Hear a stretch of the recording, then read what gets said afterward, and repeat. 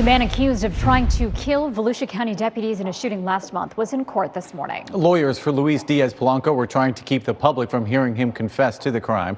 West 2's Bob Hazen was there for the hearing where the judge ruled parts of that confession will now be kept sealed.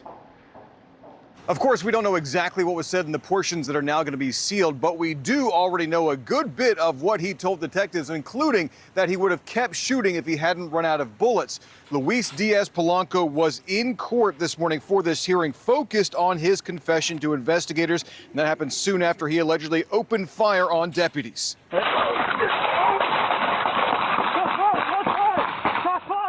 That's body camera video of the shooting at a house in Deltona last month.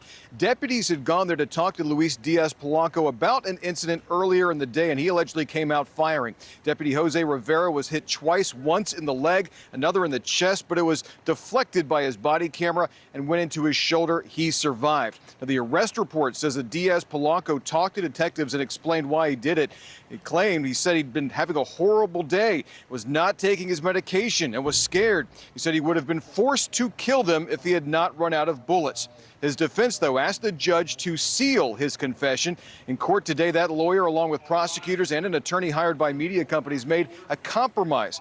Parts of the confession on 17 pages would be off limits, but the rest could become public record. The judge went line by line of what was being sealed. So that will be under seal by stipulation. Luis Diaz-Polanco is in the jail right now, facing 2 charges for attempted murder of a law enforcement officer. Prosecutors did also say during this hearing they will not be offering him a plea deal. Covering Volusia County in DeLand, Bob Hazen, West 2 News.